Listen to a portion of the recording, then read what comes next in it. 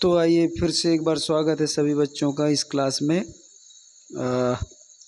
कुछ सावधानियां बता दूं मैं आपको एक बार फिर से। ये प्रोनाउन बेस्ड एक्सरसाइज है, पार्ट 2 है ये, और ये लास्ट है। जो ज़रूरी चीज़ें कुछ रह गई और कुछ पिछली चीज़ें रिपीट कर देंगे तो अच्छी प्रैक्टिस हो जाएगी। फिर प्रोनाउन का कोई टेंशन नहीं रहेगा। इसके आगे फिर नया टॉपिक ले लिया जाएगा, सिंटैक्स ही चलाएंगे अभी। ये कि अगर किसी को यूट्यूब में चैनल ढूंढना हो तो इंग्लिश मोशन से नहीं आता है, बल्कि आ जाता है उससे भी, लेकिन देर लगती है।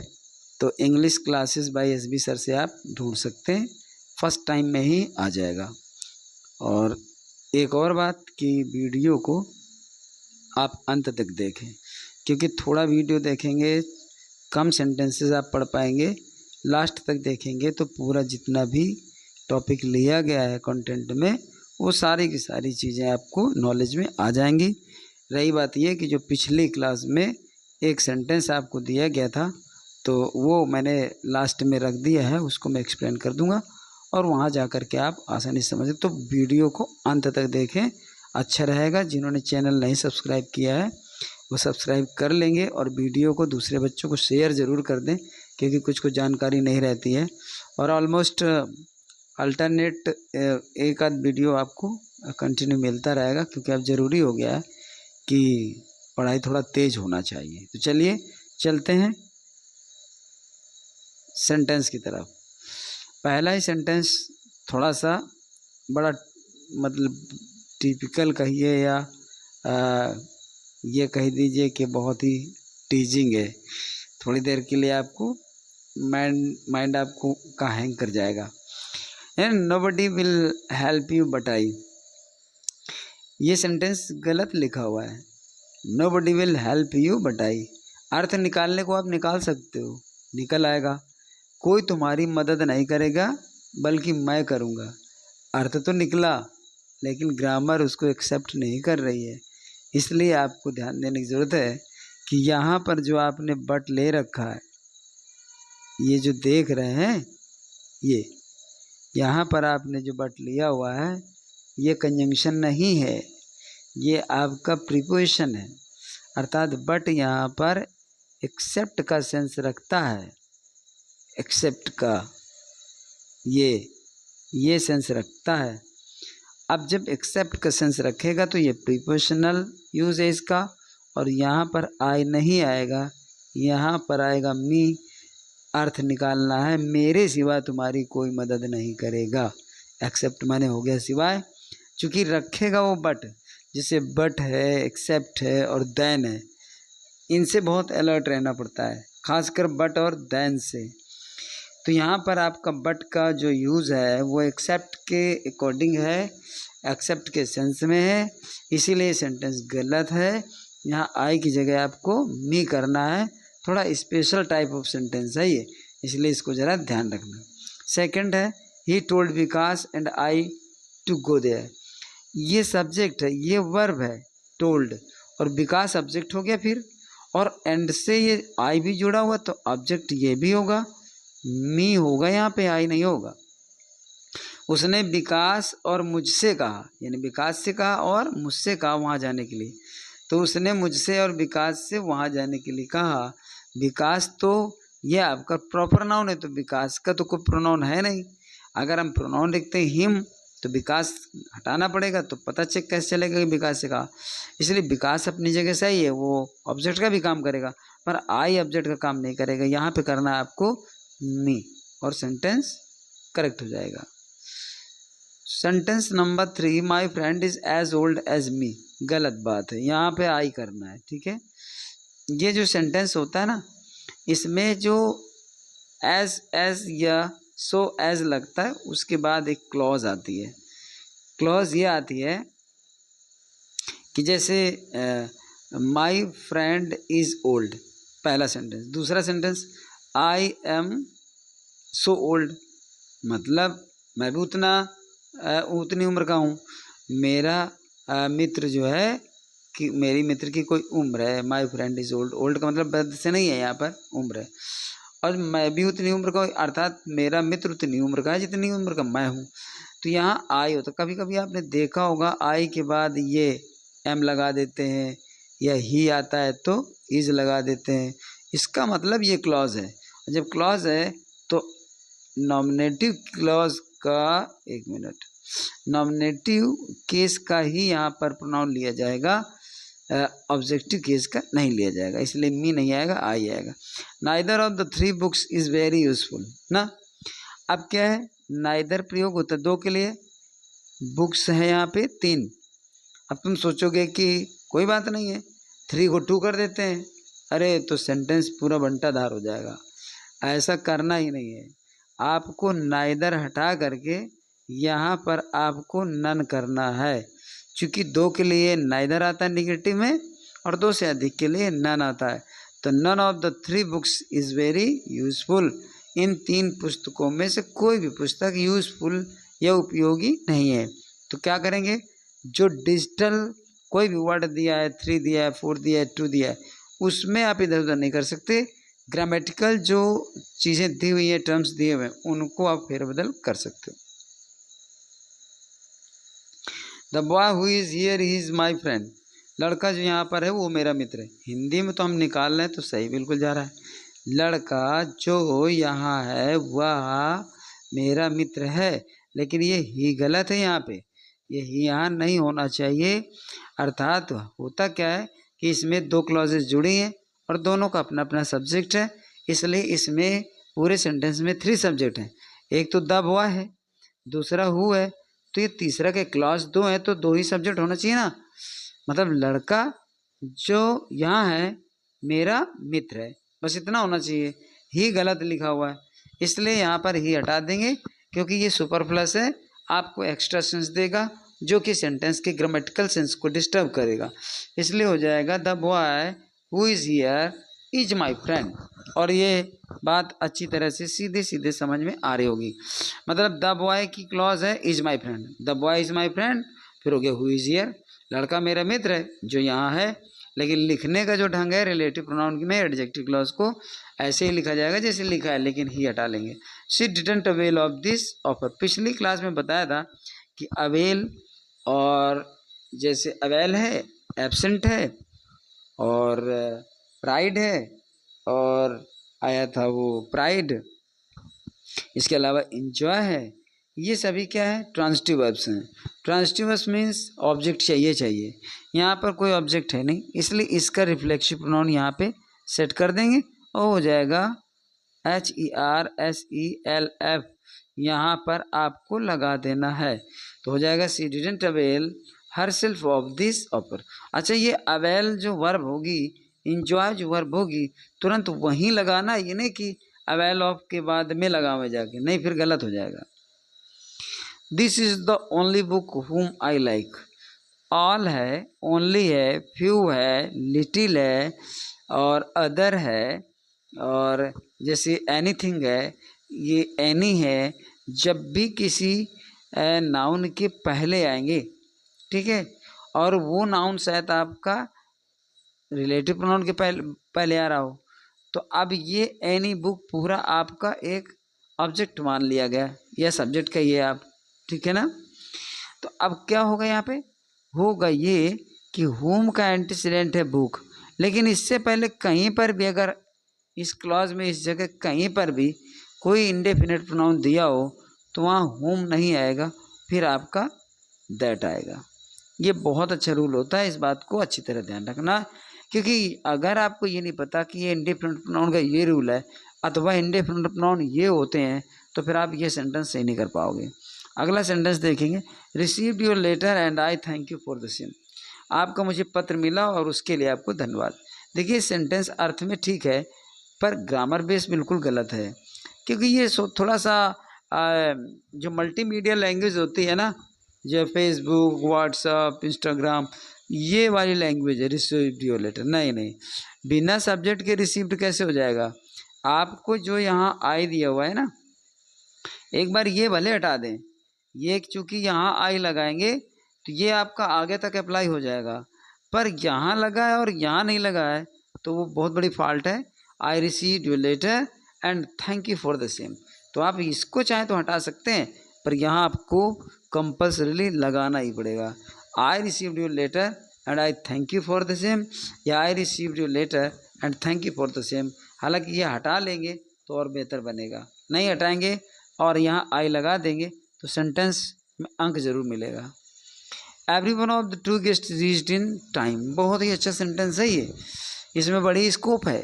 देखो एवरी वन तो नहीं आएगा क्योंकि यहाँ पे टू लगा है, सभी जानते हैं ईच का प्रयोग दो के साथ और दो से अधिक के साथ, और एवरी का हमेशा प्रयोग दो से अधिक के साथ होता है। तो जब टू लगा है तो एवरी वन तो गलत है। अब इसमें आप क्या क्या लगा सकते हो, 1 मिनट में बता रहा हूँ आपको। इसमें लगाया जा सकता, पहले जो लगाना चाहिए वो ईच का है, वो ईच का सेंटेंस है तो इसलिए लगाइए ईच, ठीक। फिर आप चाहो तो लगा सकते हो आइदर, ठीक, अभी समझाता हूँ मैं। इसके बाद NEITHER आप चाहो तो नाइदर का भी प्रयोग कर सकते हो अर्थ के हिसाब से, क्योंकि वहाँ कंपल्सन नहीं है कि आपको यही करना है, क्योंकि दो के लिए ईच भी आता है, इधर भी आता है, नाइदर भी, अर्थ कोई भी बन सकता है।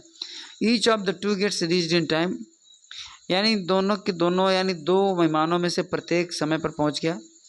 Either of the two guests reach in time, यानी दो में से कोई एक मेहमान समय से पहुँच गया, और हो जाएगा neither of the two guests reached in time, दोनों मेहमानों में कोई भी समय से नहीं पहुँचा। आप कोई भी मतलब दे सकते हैं।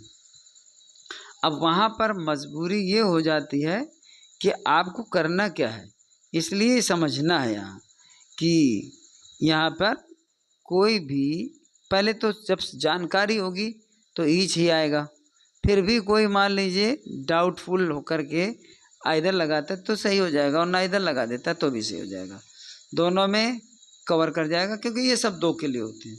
बट एवरीवन किसी भी कीमत में नहीं आएगा। This is the best phone which I ever used, ये नियम बताया गया था कि अगर रिलेटिव प्रोनाउन के पहले सुपरलेटिव डिग्री का प्रयोग होता है तो फिर वो रिलेटिव प्रोनाउन आपका विच नहीं दैट होना चाहिए। This is the best phone that I have ever used, ये सबसे अच्छा फ़ोन है जो मैंने कभी प्रयोग किया है।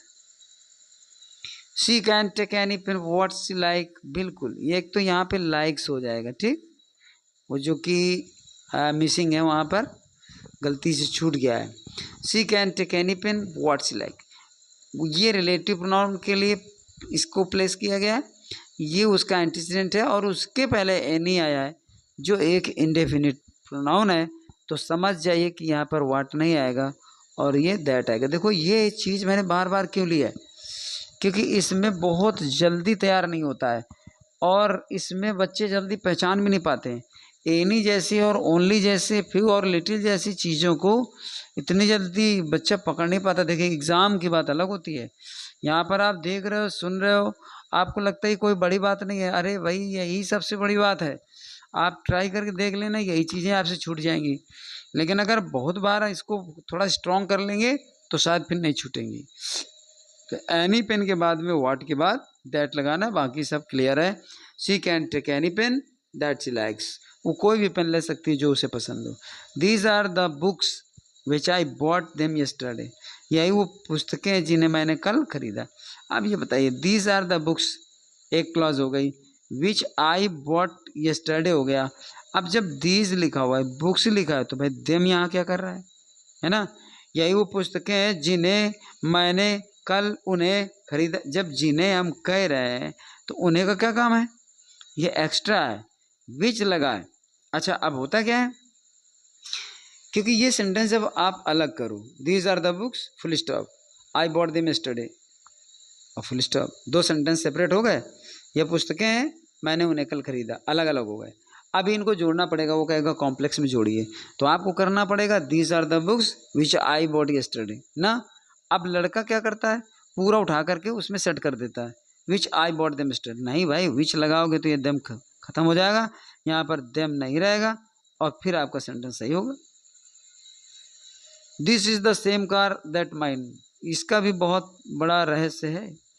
सेम दैट भी होता है, सेम एज भी होता है, सच दैट भी होता है, सच एज भी होता है। और ये बहुत मतलब एक कंफ्यूजिंग रूल होता है, लेकिन ये अब ज़्यादा कुछ क्या कहा जाए, क्योंकि मैं खुद ही इस्तेमाल नहीं कर पा रहा हूँ बोर्ड का। वैसे ये बोर्ड में ज़्यादा समझ में आती है, बिल्कुल फ्रंट में जब सीधे समझाया जाए, और इसमें कई सेंटेंस एग्जाम्पल में रखने पड़ते हैं, तब बात समझ आती है। हालांकि फ़िलहाल यहाँ पर आपको समझना है कि एज आएगा, मतलब एज आपको वहाँ देना है जब आगे क्लॉज ना हो, और अगर आगे क्लॉज है तो फिर दैट देना है, जैसे कि नीचे वाला है ना, do the same that I do. अब सेम आ रहा है तो दैट लगेगा, विच का कोई काम नहीं है, यहाँ पर आपको दैट लगेगा। ठीक है। अब आप सोच रहे होंगे कि सर यहाँ पर एज भी तो लगा सकते हैं, बिल्कुल लगा सकते हैं, do the same as I do. लेकिन ये बात दिमाग में रखनी है कि ये प्रोनाउन की एक्सरसाइज है। So this is pronoun and that is not. ये आपका प्रोनाउन है, ठीक है, जो डिमॉन्स्ट्रेट करता है। ठीक है। ये एज आपका यहाँ पर कंजंक्शन का काम करेगा, जो मैनर बताएगा कैसे, do the same as I do, वैसा ही करो जैसा मैं करता हूँ। और जब दैट लगाओगे तो हो जाएगा do the same that I do, यानी वही करो जो मैं करता हूँ। तो ये उस काम के लिए आया हुआ है, उस काम के लिए जो मैं करता हूँ। तो यहाँ पर ये प्रोनाउन है, क्योंकि काम के लिए, काम क्या होता है, नाउन होता है, नाउन के लिए इस्तेमाल प्रोनाउन होता है। ये मैनर बता रहा है, कह रहा है कि वैसा ही करो जैसा मैं करता हूँ, यानी जिस तरह से मैं करता हूँ। हालांकि ये कंजंक्शन है, हम पढ़ रहे हैं एक्सरसाइज प्रोनाउन का। अब आप सोचोगे फिर सिंटैक्स में क्या होगा सही करने के लिए ना, तो जब वो विच लगाएगा तो इसका मतलब है कि वो रिलेटिव प्रोनाउन की डिमांड कर रहा है, ना कि कंजंक्शन की। इसलिए कितना कॉम्प्लिकेटेड मैटर है, आपको दैट ही देना पड़ेगा, otherwise it will be wrong and you only get 0। ठीक। अब आगे चलते हैं।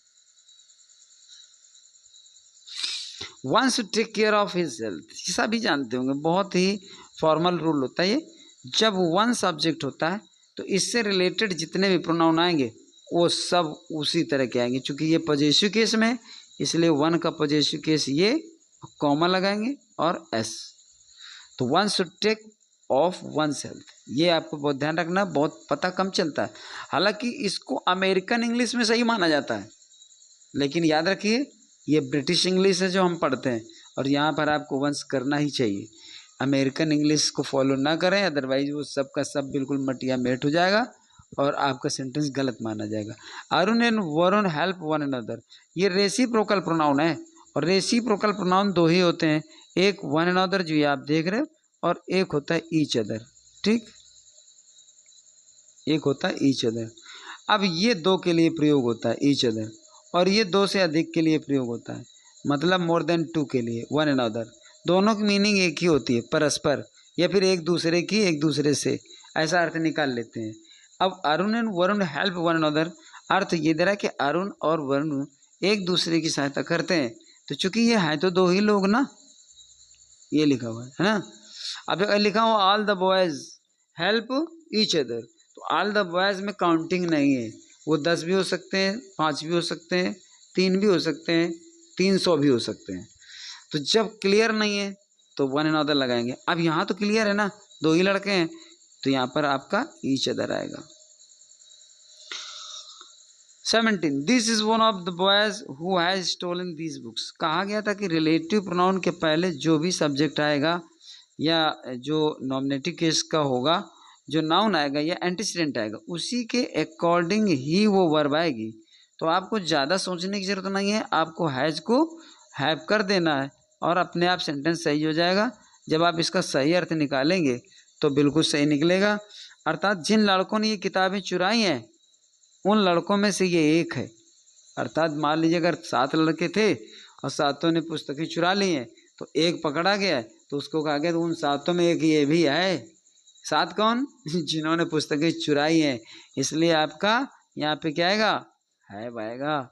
ग्रामर का कोई रूल ऐसे नहीं होता कि मतलब उसको फालतू लगाया गया है ज़बरदस्ती। समझोगे तो बिल्कुल जानोगे, जानोगे तो सीखोगे। Every of the two routes leads to the station, सभी जानते हैं टू लिखा हुआ है तो फिर एवरी नहीं होगा ना, फिर क्या होगा?